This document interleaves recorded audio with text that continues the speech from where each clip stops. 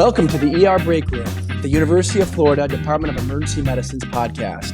In here, we get to know each other, celebrate our achievements, and highlight our initiatives. I'm your host, Michael Petrauskas.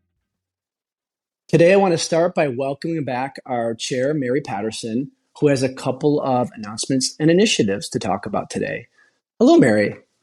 Hi, Michael. How are you today? I'm great, thank you. Thanks for coming back Great. on.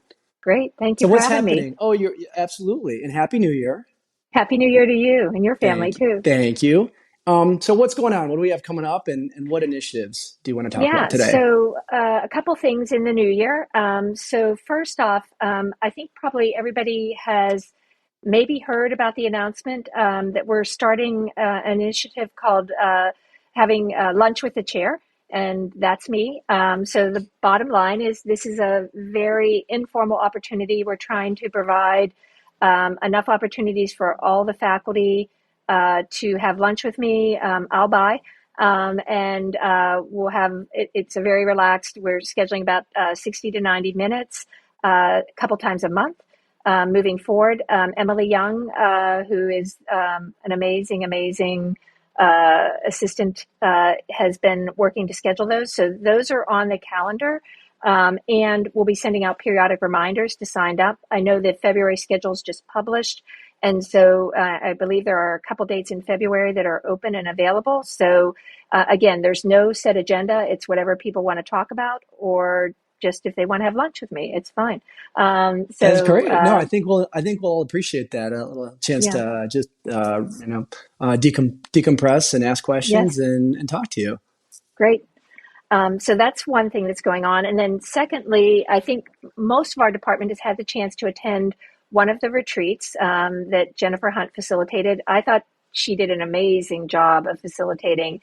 Agreed. There's yet one day left, January 30th, which will be a makeup for those that weren't able to make one of the first two. But I wanted to share that for those of you who've attended, you know that we generated some amazing ideas around our strategic planning.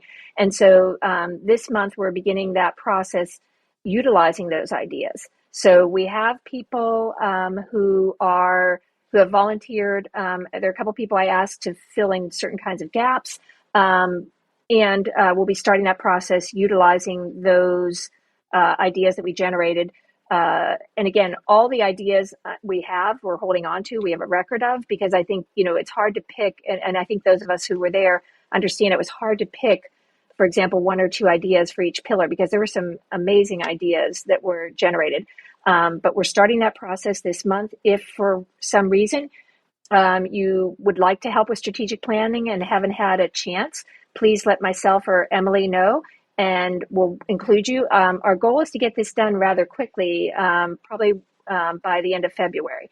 So, and again, I think this won't be difficult because I think there were just so many amazing ideas that were generated. So that's also in play over the next 2 months. And then the third Great. thing I just want to mention is our faculty council, and especially Tricia Swan, came up with this idea about a pebble in the shoe. So a pebble in the shoe is the thing that just sort of is nagging and just kind of maybe doesn't entirely ruin somebody's day, but it just is annoying. It's something that makes it less easy to do our jobs. So Tricia came up with this idea of the pebble in the shoe, which is something that, again, it can't be that we fix boarding, because I'm working on that, but that's not going to happen with this initiative. But if there are things that we can fix that would be make everybody's lives simpler, easier, more pleasant, those are the kind of things we want to approach. And so Emily, again, has generated for us a QR code that will be posted in all of the EDs. And that QR code will take you to two things. One is the pebble in the shoe. So if you have a suggestion for something we should fix, that can go there. The other really cool thing about this one QR code is if you have somebody you want to recognize, somebody who's done something that is positive. So it doesn't have to be something big, but somebody who went out of their way to do something for a colleague, for a patient, and you want to recognize that, that there's also a way to do that with the QR codes. And so it's essentially a branching algorithm. One is for Pebble in the Shoe. The other side is for recognition of something positive that you saw. And again, we're not talking about, curing world hunger, but the person who goes out of their way to, whether it's making sure somebody gets a blanket or making sure that somebody is recognized and treated well. We want to recognize that. So if you see something like that, again, you can get to that through the same QR code, and we'll be recognizing those folks publicly, and as well, they will get an Opus gift card.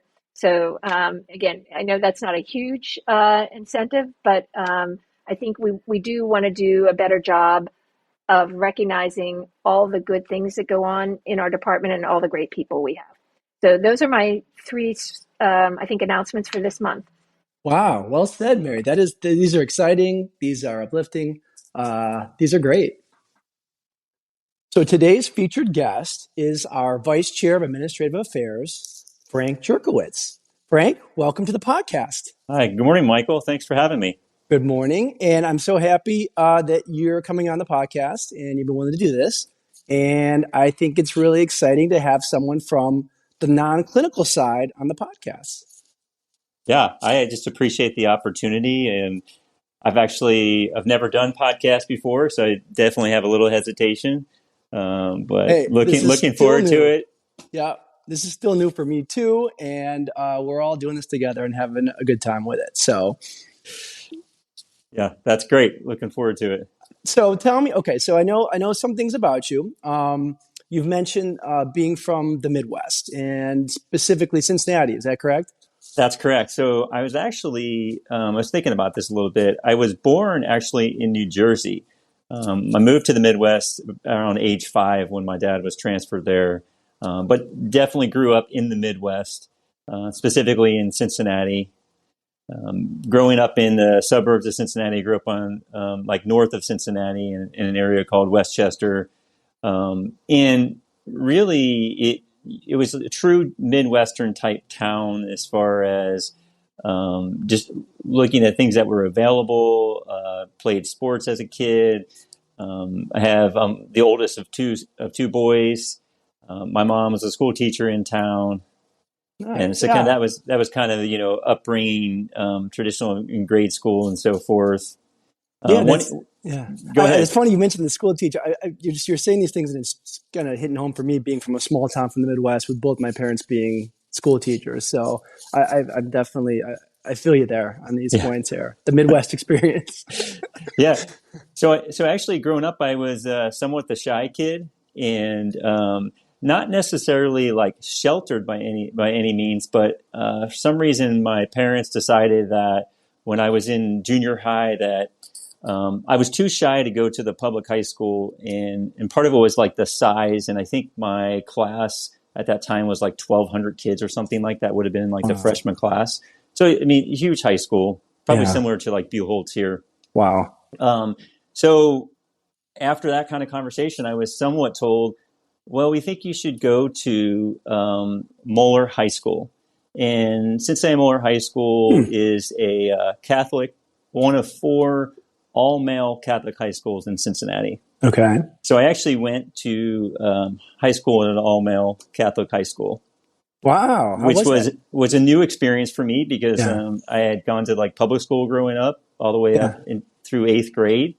And then I found myself as a freshman in high school at an all-boys school, Catholic school. We did have one nun. Most of the staff, we had a few brothers, but most of the staff were just general teachers that, had worked there. Yeah. But it was a different experience being like a teen boy going to an all-male school. I bet. Yes. Do you think it helped you? Do you think it benefited you? I think in some ways it benefited me, I think, from some of my shyness because it really grew during that time, like at the school. And there's a lot of camaraderie there that I don't know that would have happened maybe in like general public school. And some of that also probably is based a little bit on the Christian faith and so forth, and being part of it. I was thinking back to high school. At my high school, it was known for football, but I didn't play football. And back in I guess it would be late '60s through probably the '80s, that school turned out some high performing college athletes that went on to be All-Americans at like Notre Dame, and then a lot of professional football players. And then even on like baseball side, Ken Griffey Jr. went to my high school. Holy cow. Barry Larkin from Cincinnati also went there from a baseball side. Yeah. So that's crazy. So there must have been a lot of camaraderie and like a fandom at your high school. Yes. Yes. Yeah. Yes. So I actually did the opposite of, football, baseball. I was in the band, and I did band for 4 years. Really? What did you play? I played the trombone, and I will say I will probably blame that on back in 6th grade when they were doing band. They needed trombone players, and the band director said, "Oh, you should try trombone." And now looking back at that, I think it's because they needed somebody to play trombone. At the time, you thought probably like, "Oh, they see a trombonist in me." Yeah, exactly. And I will tell you that you can ask my wife. I have no musical talent. I have no rhythm. I was a horrible player, and after high school, I was finished. But you played though. You played. You stuck it out. You did 4 years. I did. That's great. That's great. Yep. Well, marching band and I mean, it's a huge deal though. It's a huge deal at the college level, the high school level. So yeah, it is, especially for those who are, have that talent. Somehow, my oldest daughter, I have 3 kids, and my oldest daughter is definitely musically talented and plays a few instruments, and is in band in middle school, and going to probably play at Buchholz next year.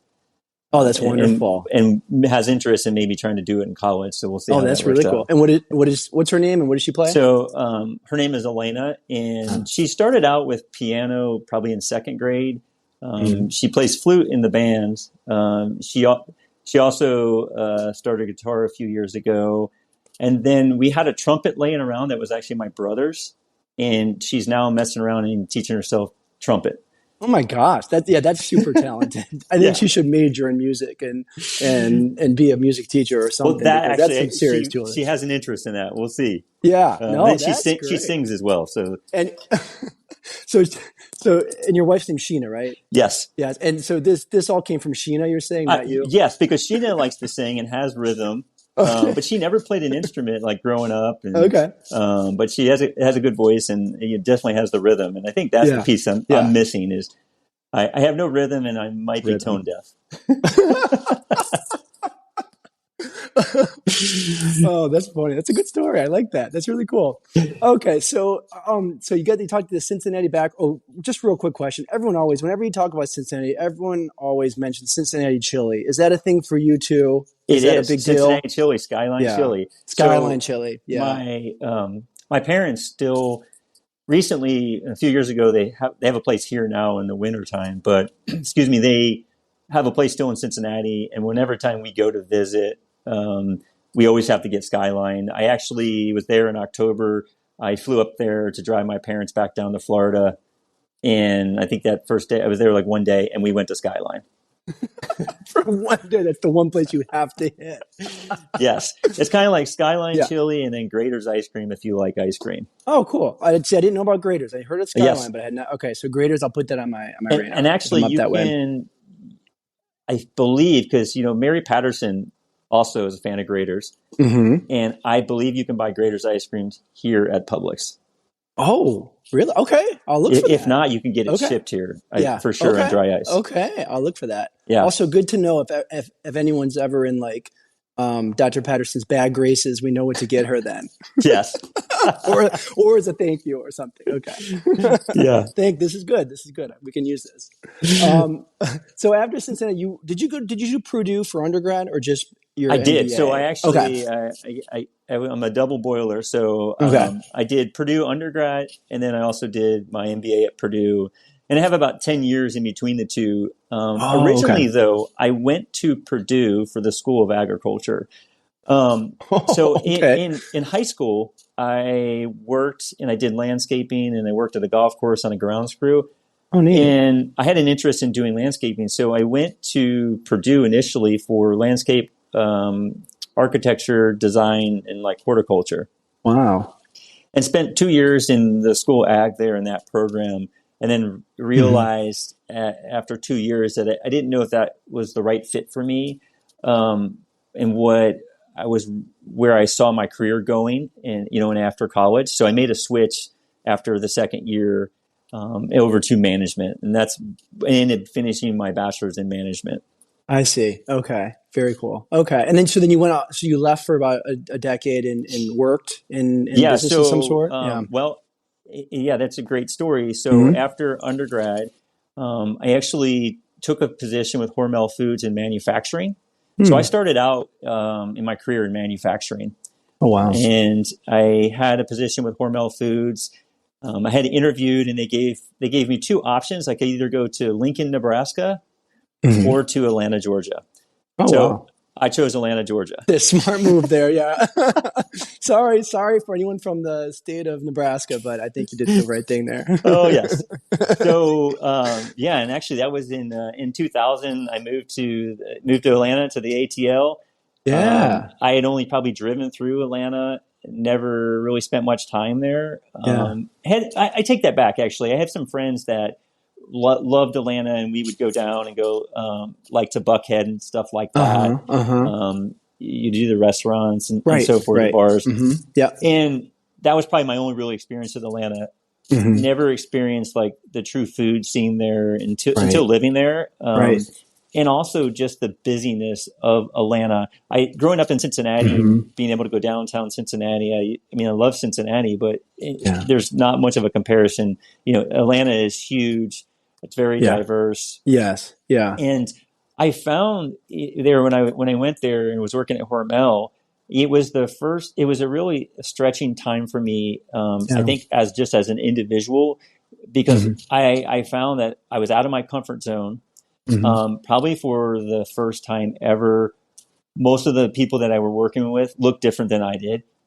And it was a time of reflection of like, oh, wow, maybe I grew up in the Midwest. Not that I was sheltered, but it is not as diverse as I thought it was. Yes. Yeah. No, I think you're absolutely right there. I had similar feelings too, going from a small town in Northern Illinois with 5,000 people to then Milwaukee, and then I actually lived in Atlanta for 5 years, and when I was teaching. So yeah, I totally know what you're talking about there and what you mean by that. But I definitely Atlanta is a great town, and I think it's a great place to live, and especially probably I think even if you had a family, but there's just a lot to do there, a lot of activities if you like to be outside or do things. Absolutely. That's a lot to offer. Yeah. Now, so you, and then you went back to so then I went back to Cincinnati. Yeah. So, right. Cincinnati. Yeah. So I was only in Atlanta for about a year and came back to Cincinnati and ended up getting a position with Cisco Food Services, which is a kind of a logistics company. You might see their trucks around. They deliver groceries to restaurants, basically. Yeah. So they're like a food service company. And I ended up getting a position in safety there. So as a safety supervisor, because in my undergrad, in my management degree, I was able to get OSHA certified, take some human resource classes, and get some experience, at least book experience on like safety and OSHA type, workplace injury, stuff like that. Wow. So I was actually there for a little over 2 years. And then my position was eliminated because of finances, and I found myself out of work. Wow. And excuse me, so that was in 2004, summer 2004. Then I was looking for positions, interviewing like crazy, and ended up landing a position with Cincinnati Children's Hospital Medical Center. Yeah. And I went to Cincinnati Children's in human resources, and I was hired on to run their self-insured workers' compensation program. At that time, they had about 10,000 employees, so it was a pretty big self-insured program. And that was my role in human resources, was strictly around workers' compensation. Wow. So it's very focused, niche type role. Yeah. And I did that when I was hired there. I had probably, when I think about leaders in my career, a really a great mentor and really influential leader for me was there. And her name was Susan. She was an attorney by training, really focused on employee relations, but just an exceptional leader. Yeah. Probably, in the beginning, really a servant leader. Yeah. She gave me some good advice when I was there, because I had started thinking about graduate school and thinking about, well, do you do MHA or MBA? Because the MHA, was gaining more and more popularity. We were seeing more and more people go for Master's of Health Administration. But the advice was, well, if you may want to consider the MBA, because it's more flexible, it's more portable, if for some reason you're not going to be in a healthcare setting. Okay. And the MBA would provide more sound financial background than the MHA. Yeah. So I almost started an MBA program at Xavier University when I was there, and then was holding off at that time, and then moved from HR into where I would say I started to cut my teeth in practice management, practice administration. I got a position as the business manager for one of their two primary care clinics that were run by Cincinnati Children's, and I was at the Hopple Street Neighborhood Clinic, which is in an area, like really underserved area of Cincinnati. It's an area where there's limited access to primary care, 100% Medicaid, and so forth. So wow. In that clinic, there was primary care. They had dental there. They even had some mental health, social work. It was a really encompassing care center, really, for that area.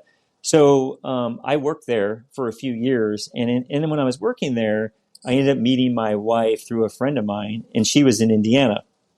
Nice. So Sheena was working in Indiana, and she was actually working in Lafayette, Indiana, where Purdue University is in West Lafayette, but the town really where Purdue is.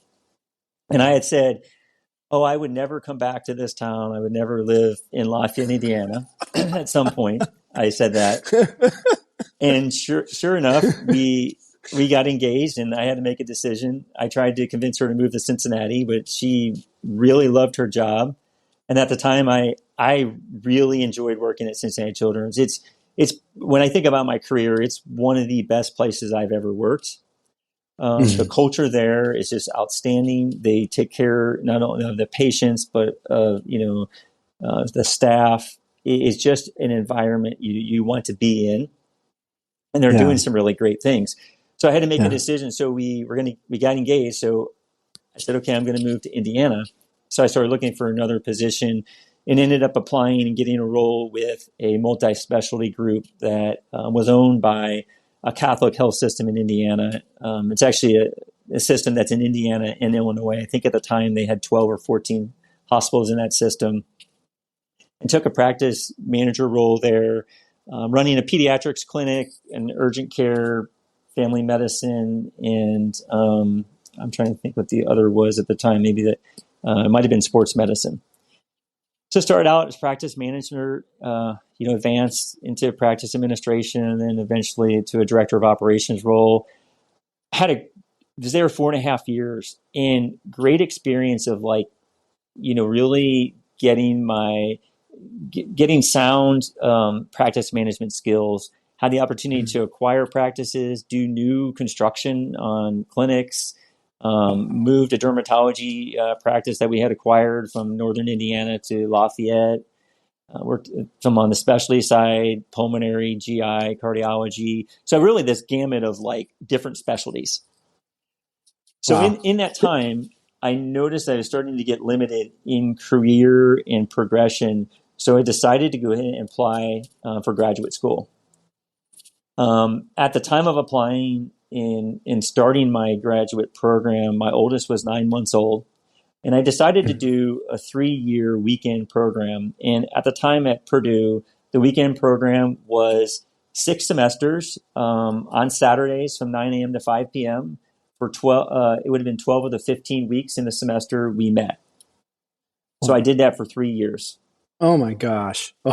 So I worked, and with a new baby. I worked full time. Went to school. When I finished after 3 years, my son, my second child, was 9 months old.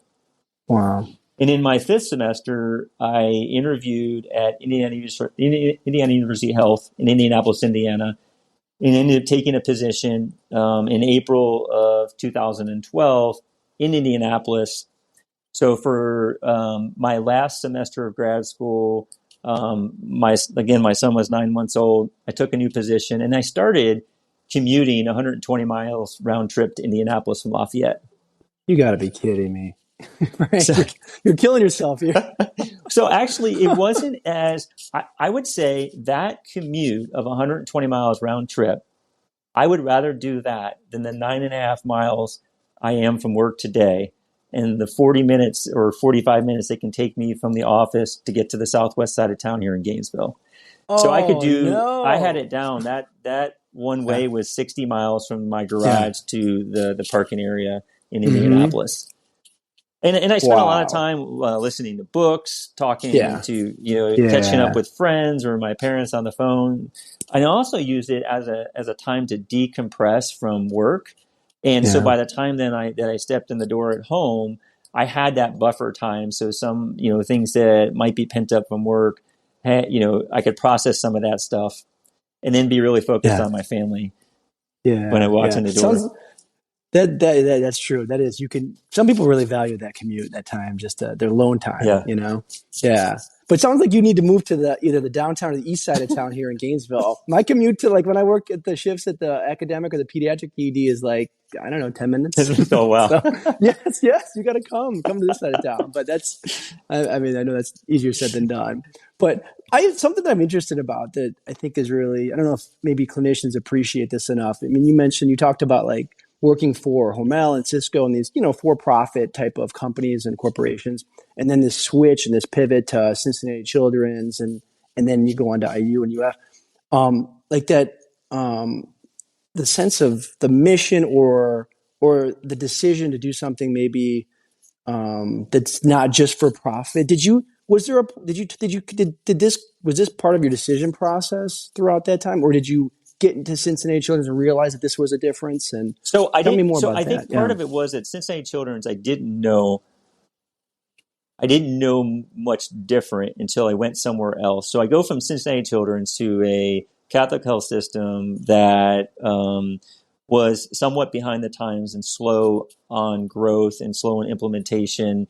Both at Cincinnati, they did an Epic implementation, and then about 2 years in Indiana, when I was at the Franciscan Alliance, they did Epic implementation. But they were somewhat behind and antiquated on process, and the culture was not the same. And it's not that the grass is greener on the other side. And for me, my motivation was I was getting married, so I knew I was giving up some things leaving Cincinnati Children's, but my personal piece, that was more important.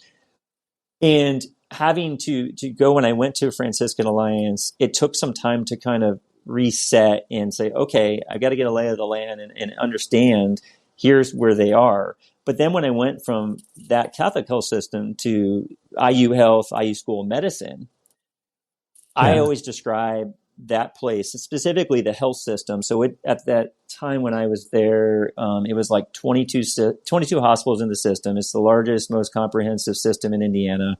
They have 7 helicopters, 100 plus ground rigs. I mean, it's a massive, comprehensive place. They used what was called the spoke and wheel kind of model, where everything gets transported from all over Indiana to Indianapolis, right? And they're a pretty progressive health system. And I always would say they were always on the verge of running it as a business and the mission of taking care of patients in the community. And I think they do a great job. They have figured it out. and they're modeled somewhat after UPMC and some of the other larger systems, as far as an academic medical center and an academic institution. So they're pretty progressive. When I came here, I also noticed, okay, so now I came here and I came from something that was huge and had a lot of resources and was focused several years ago before even coming here on reducing the cost of healthcare. And I know that also is because in Indiana, they expanded Medicaid. The landscape of healthcare is different in the Midwest, I think, than here. I came here and it was somewhat, again, like, oh, we're work in progress, not our department, but as a system. And we're starting to do things here when I came in 2016 that I saw happen, 5 years ago in Indiana. Oh, wow. So you brought that expertise probably. Well, it's somewhat expertise, but I think for me as a leader, it was opportunity to not necessarily reset, but say, okay, and maybe some humbling time of like, oh, I can't just say we should do X, Y, Z. And a good example of this is our move this year to Logix Health and moving our professional coding, the billing piece, to an outside vendor for emergency medicine. When I first came and started looking at the E&M distributions for our department, it looked really weird because we were skewed with level 4 visits and we had a bunch of 1s and 2s, like hardly any 5s, and critical care was minimal. And I pointed it out to the previous chair, to Dr. Tyndall, and I remember even just clearly with conversation about, well, there's not much appetite to do anything different because we are concerned about audits and so forth, and we don't want, we wouldn't want to bring that on the institution, so we have a somewhat conservative view of how we code. And when I say conservative, we use the Medicare rules for everything, regardless of the payer, where other institutions develop strategies specific to the payer. So like Florida Blue is a big payer for us. Other institutions might develop a payer strategy for Florida Blue. And what I mean by payer strategy, it's, okay, so looking at the contract for reimbursement, where are we getting down? Why are we getting down coded? And then how do we come up with a strategy to make sure that our documentation, one, represents the work being done? Because that's always first, right? You want to make sure that the documentation represents the work done. And if it's not documented from a billing side, it didn't happen. Right. And we have a lot of opportunity for the work that our faculty, our clinicians are doing and are documenting. There's a lot of opportunity for increased reimbursement. Absolutely. And it's not, and it's being reimbursed for things that we are doing. Correct. So it's not that we're inflating the reimbursement or creating new, we're just getting reimbursed for what our clinicians are doing. And then that is the goal. Yes, exactly. So this is such a big change. I kind of thought about this before. Is this exciting for you, or is this like, oh my gosh, is this like cause dread and like we're complete unknown financially as a department? This is exciting. I think this is the stuff that gets me excited. It's cool. Several years in the making, and I really owe it to Dr. Patterson. And Dr. Patterson is a great partner. And in my role, really have to have that partnership with the chair. And she's not only a great partner, but looking out for the entire department and being willing to get behind ideas based on data and take those ideas even to to the dean for, in this case. So for us to get approval to move to this outside company, we needed the dean's approval and we needed the dean's support. And that really took Dr. Patterson going to the dean and then creating an opportunity for she and I then to present to the dean and Dr. Dewar the data and the potential of moving to Logix Health. Yeah, that's great. That's incredible. And I really see the Logix Health move for EM potentially is just the beginning, for the college. That there's probably greater opportunity for other services, also other departments, where we're leaving money on the table per se from a collection side. Yeah, yeah. Is there anything in terms of like speaking to the clinicians that you wish we understood better, or about the financial aspect of how this department works? Or Sure. So I think that I like to think of it as my role is to ensure that clinicians, that our faculty have the resources available and needed to be successful. At the same time, maintaining or sustaining a, a financial model that will move us forward as a department and support those initiatives. So one thing that what I would want our faculty to really understand, and fellows and anyone in the department, is, as from a staff side, we support. So you guys are our customer, let's say, and 9 times out of 10, we're going to figure out a way to fund an idea. There's going to be times where we're going to say, well, financially right now we can't do that. So what I would really want clinicians to know is, if you come to us with an idea early on and include us in that process of building the idea, we can partner then with you and figure out that funding piece. So it's not that we're finance and we're going to say no to everything. My goal is always to try to figure out a way to make it happen. that's great. No, that's wonderful. We appreciate that too. I think as clinicians and other people and fellows and whatnot. So that's really cool to hear.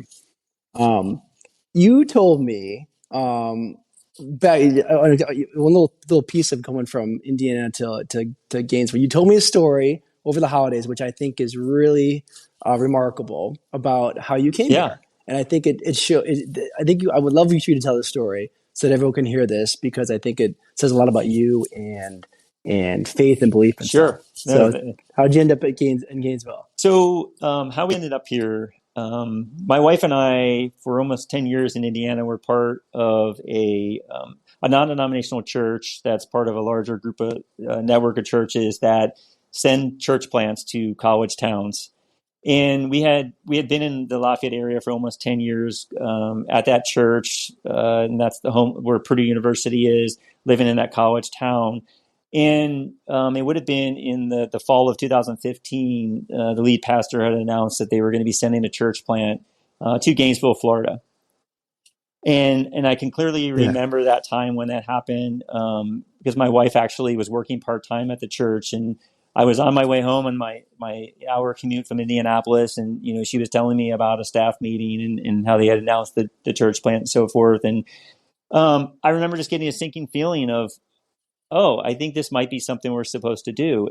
And at the time, I was really comfortable in my career. A lot of opportunity at IU and IU Health for me to grow. To go up the ladder, really, I guess you could say, within the system, given it's such a large health system. And at that time, I was actually working in women's health. So I was running the women's health service line and OB-GYN for IU and IU School of Medicine, where we were delivering babies in Indianapolis for a total of like 7 hospitals, like inpatient labor service and all the outpatient clinics and so forth. So it was somewhat of a dream job from a clinical operations side and from a finance side. But the overwhelming thing for us about our faith is something that is really important to us in raising our kids, is that we felt like this is what we were supposed to do. So funny story is, one of my colleagues here actually, I knew his wife briefly from Indiana and got connected with him and started trying to figure out, okay, what do jobs look like in Gainesville, Florida? Because we knew that the only way we would be able to come is if I had a position to come to. Because at the time I had 2 kids, and when we moved here, actually, my wife was 20 weeks pregnant with my 3rd kid. Oh, wow. So we were also newly pregnant when we started looking for positions here in Gainesville. I applied, for the EM position, ended up coming down in May of 2016 and met Dr. Tyndall and some of the faculty and some of the staff. And it was my first experience, my first SEC experience, and I'll just tell you this quick story because I clearly remember. Please do. Yeah. So here I am, the Yeah. Midwestern guy, always been a Big Ten guy, and Mm-hmm. when I was at Purdue, Drew Brees played at Purdue, and Big Ten, and Michigan, the other Big Ten schools, right? I had no Yeah. clue and no grid for SEC. So I come and I'm talking to somebody and I say, Big Ten football. And they're like, no, SEC. And I said, well, basketball, no SEC. Well, I have to say, I agree with the football thing. SEC football, there's nothing like it. But I will have to load a little bit and say, you see who's number one right now in basketball again That's this year? right, Purdue. That's right. Yes. Big Ten has yes, they have basketball, and they've resurged in football too, as a conference. Exactly, But, and I mean we had a showing at some bowl games this year. Yes, Purdue definitely got creamed by LSU. At least we scored something. That's true. Back to we actually moved here with 50 other people from Lafayette, Indiana, to start Vita Springs Church, and so that's where we go to church. Wow. On Sundays. Yeah, that's like such mind blowing. That's incredible. Like you just basically like uprooted a community and moved it to Gainesville as a group, and then said we're going to do this together. And because of what we believe. So we moved a bunch of Midwesterners here. So we have there's a ton of Purdue grads in town now. Oh, wow. You probably have game watches and everything else. Sometimes. And then, right after That's moving great. here in November of 2016, my youngest was born over in the North Tower. So her name is Liliana, nice. and she's, she's our true Floridian. My older two, so I have girl, boy, girl. So my oldest is in 8th grade, and then my son is in 5th grade, and then my youngest daughter is in kindergarten. My son's still a Midwestern. He went a year without wearing pants. So let me rephrase that. He went a year only wearing shorts. So he's like, I'm not wearing pants. I don't care how cold it is. That's such a Midwest thing to do. When it hit like 50 degrees on campus, I went to Marquette for undergrad in Milwaukee. It was like everybody was in shorts, and flip-flops t-shirts, and shorts and flip-flops. Yeah, and now I'd probably be in a coat in a hat at 50 degrees now. Yes, that's my wife on it. That's Sheena and I. We're like, oh wow, Florida has changed us. I'm wearing jeans. Like my in-laws were just down for Christmas and went on vacation with us, and they had on shorts and stuff. And we went out to dinner one night last week, and like we had on jeans and shoes, and they were wearing like shorts. And it's like, sorry, I'm cold. No, exactly. Yes, we are not tough. Just because we're from the north doesn't mean we can stand the cold anymore. Not at all. So, all right. Well, two things I want to asked to finish up. One is kind of hobby / food interest. You've said multiple times, even when I interviewed with you, you mentioned barbecue, and I love barbecue as well. Talk about your favorite barbecue recommendations in the area. Yeah. So again, another experience, like coming from the Midwest, I thought we had barbecue, but the South is where it's at. I think so. When we first moved here, we were really big on Sonny's, and then we moved to Four Rivers. And I think it's really, it's probably for me, it's a tie up between Four Rivers, or if I'm willing to drive, the Pearls in Micanopy. The Pearls. I've been to Four Rivers. I have not done the Pearls yet. It's in a gas station, but I've heard it's like in a gas station. Yes. But that's I've learned that's kind of a normal thing in the South. Like there's a lot of great food and gas stations throughout the South, and it's on my very short list. Maybe you and I can go down sometime here in the next few weeks or month or something and check out the Pearl. For sure. In addition to barbecue, I recently figured out, I think I was supposed to be born a country boy.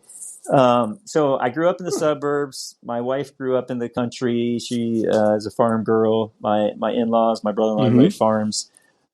When I'm outside of work, I don't like to be dressed up.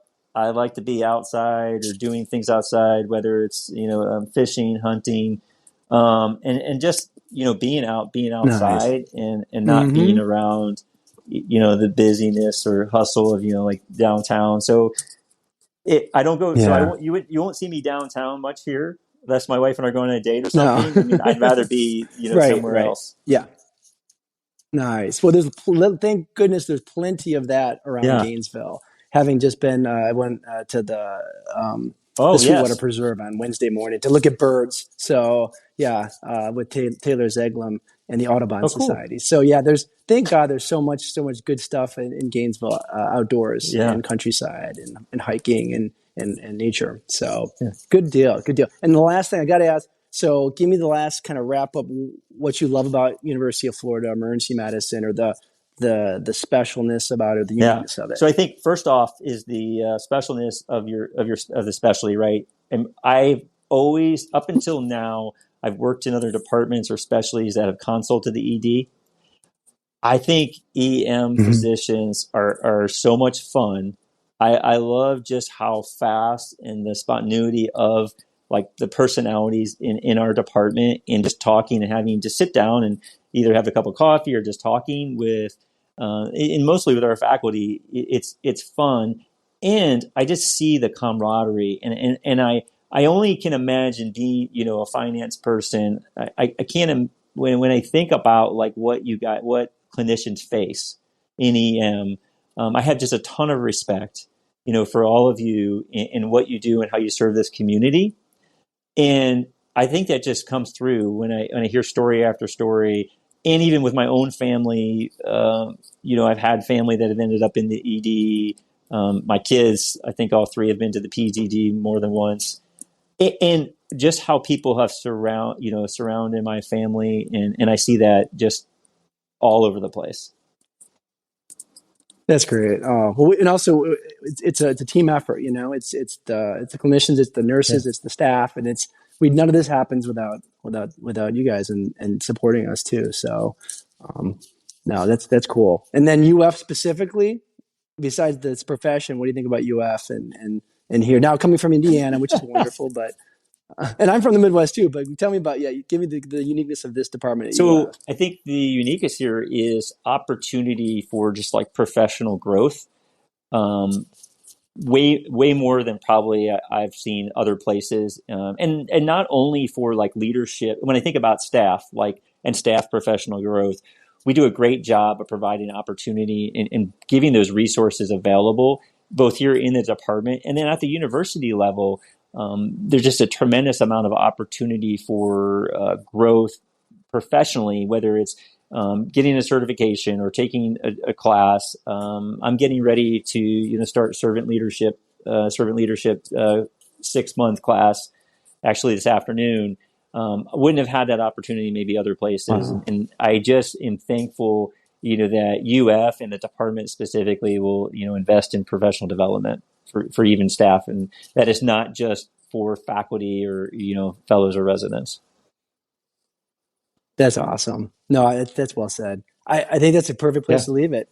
Frank, this has been really enjoyable. I appreciate you being willing to come on the podcast and being courageous in doing this. And it's been great. You too, Michael. Thank you for this opportunity.